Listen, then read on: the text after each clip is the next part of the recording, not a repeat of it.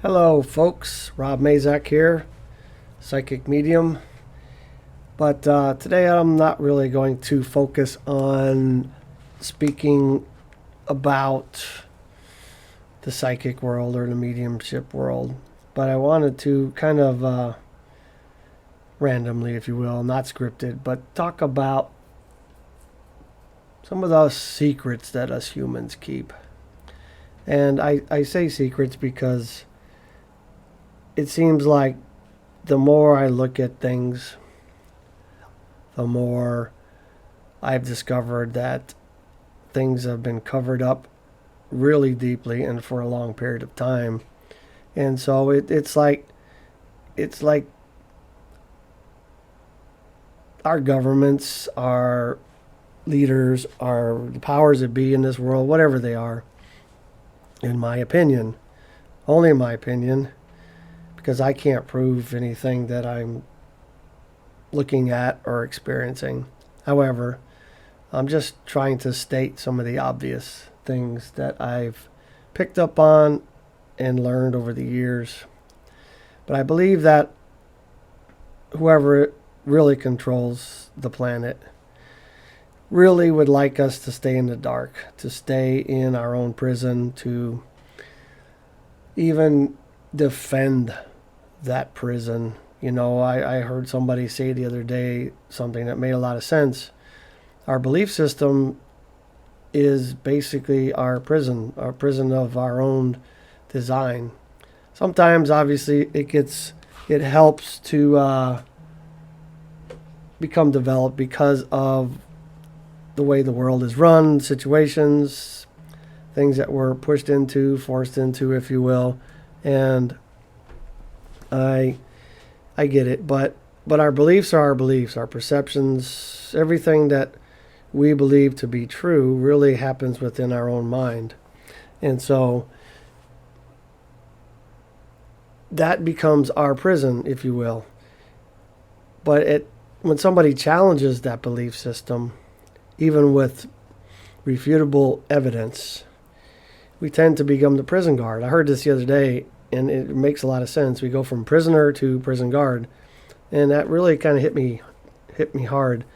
That how solid and concrete our belief system can become, and if we're not careful, we're going to miss a lot of things in our life, in the experiences that we have. But a lot of the things I've been looking at over the years and not entirely sure, or I have been uncertain about that over all the years until today, as to why I might need to actually know, or I should say be exposed to some of these things. Because like I said, I can't completely know without personally experiencing things.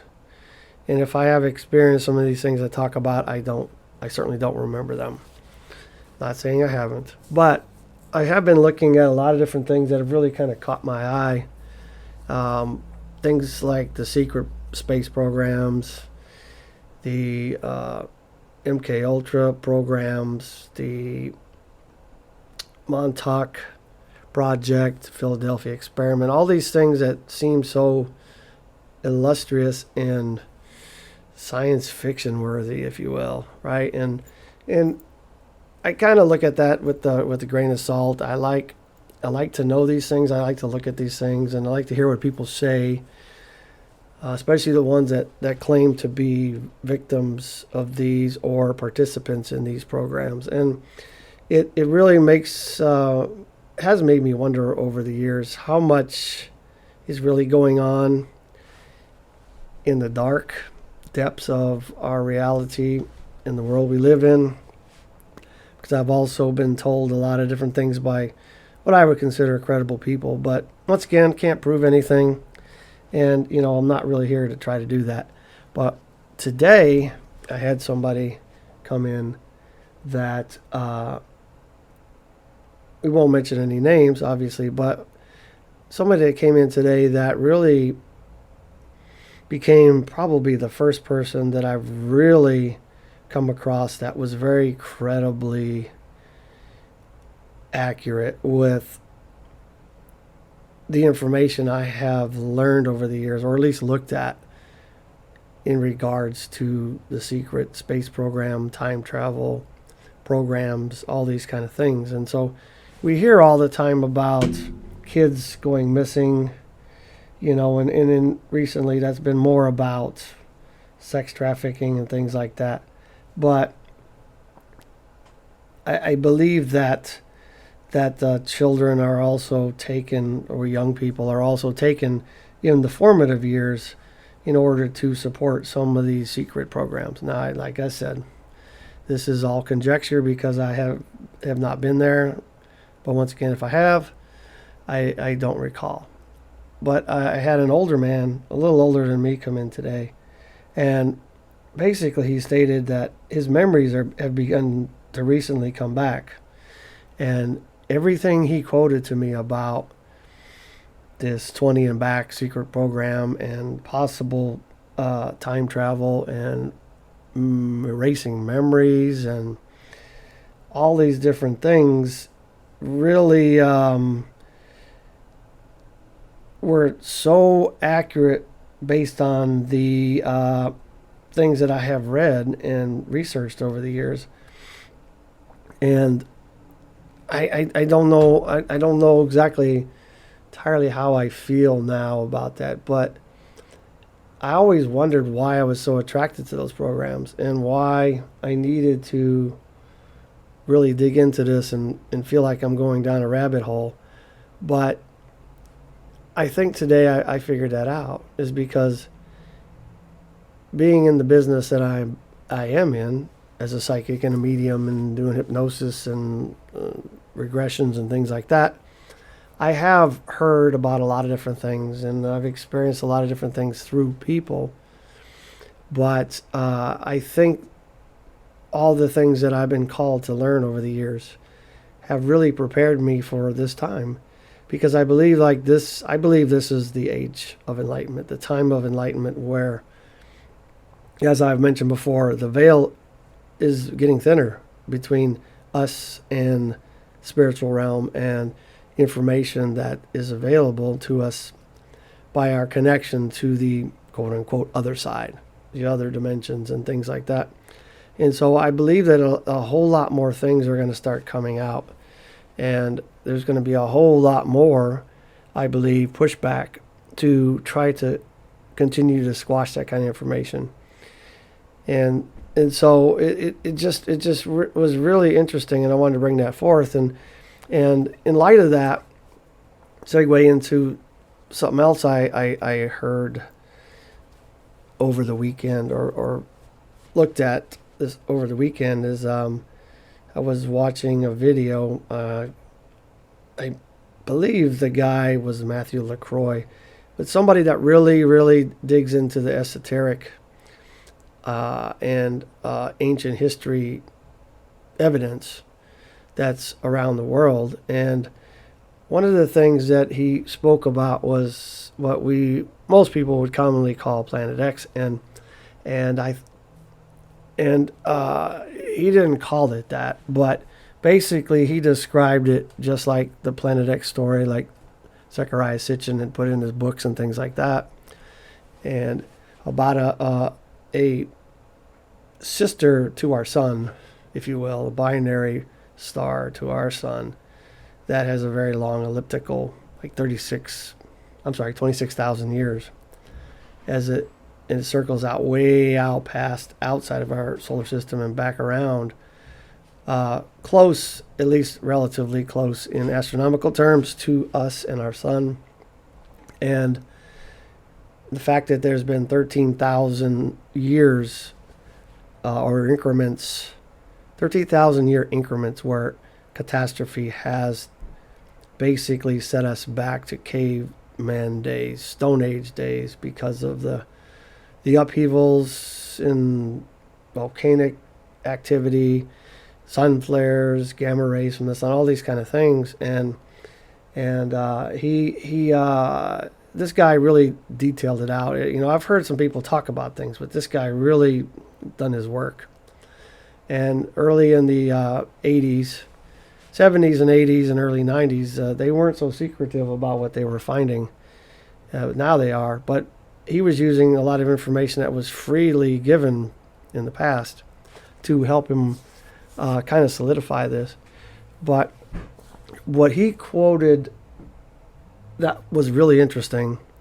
I don't know if this is true, but he said that for the first time in many evolutions of human demise and then rise to ascension, he said for the first time in the known history that we know about, that we actually have the technology now to do something about the effects that this 10th or 9th planet, however you look at the status of Pluto, would give you that number.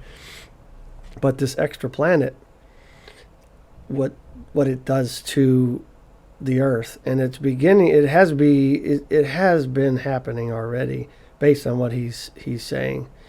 And he says that some of the things that we're doing, although we look at them as very nefarious, such as the cloud seeding, the chemtrails, GMO food, a lot of these different things that we're doing across the planet, on the surface looks like it's for really bad reasons, if you will. Nothing good about it. But the way he described it, it makes a lot of sense. It's like he says that now we actually have the opportunity to actually ascend consciously like we're supposed to do or meant to do.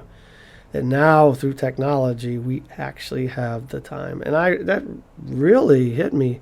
Nobody has ever talked about that before. And the reason I bring that up is it kind of goes in line with some of the things that this guy was speaking with me about today. And the fact that we are much more technologically advanced and connected to other dimensions and other things outside of us than we probably really know. And so to me, this is a very exciting time, scary time, but exciting time that we could possibly actually ascend like we're supposed to. And so it kind of goes back to also what I was speaking about. Do we try to change it? Should we try to change what's going on? I don't know. I'm not so sure if that's the right approach. My feeling is that this is although we are a collective, we are one hive mind, if you will. We are one consciousness, and we're just pieces of the overall consciousness. However, to me, this feels more like an individual effort. And the more individual effort you do, the more you affect your fellow man and the other pieces of this collective. And I think in that respect, we can really change things that way. Really, really delve into ourselves. So if this is all true, if we really, if we are going through these cycles, and we are now at a point where we can actually keep that from happening. Oh, the other thing I forgot to mention that he brought up that really made a lot of sense. He said if the elites do know this, which is what he's saying, and they're not running underground and hiding yet, then they must feel comfortable with the technology that he's speaking of, that we really can affect change and not allow this to create calamity like it always has been. So I don't know, there's hope, but I do believe that we should put more emphasis on ourselves, our families, and those that are close to us, and not necessarily always worry about the world around us. I'm not saying we shouldn't try to change the world, but we should change ourselves first. We should work on ourselves. But anyway, very exciting times, and I just kind of wanted to share that sometimes the things we get called to be of interest to us and we spend time doing, we don't always know why. But there are those times in life when the spiritual world, God, universe, however you want to look at that, reaches in and gives you validation. This is why you have been learning these things, because perhaps now I'm going to be bringing much more people into my office that have similar experiences. And it really was comforting for this person that I understood what he was explaining.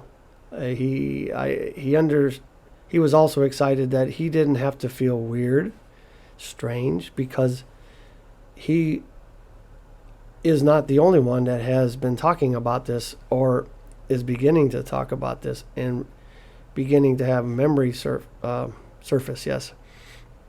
So in that light, I think that is the best part of doing what I do, is to help people feel like they're, more normal than they think they are, or at least not batshit crazy, for lack of a better word, or better phrase rather. And so anyway, I challenge you guys to always learn, always grow, always stretch, learn new things, listen to people.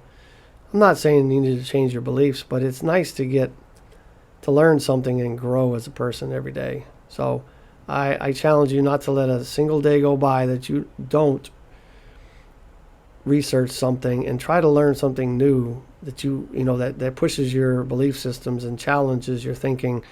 And in that way, you're likely to find more validation for that. And so anyway, it's just a little unscripted rant I want to put out there. And I just want to encourage you guys to stay strong, live your life, and we'll see you on the other side.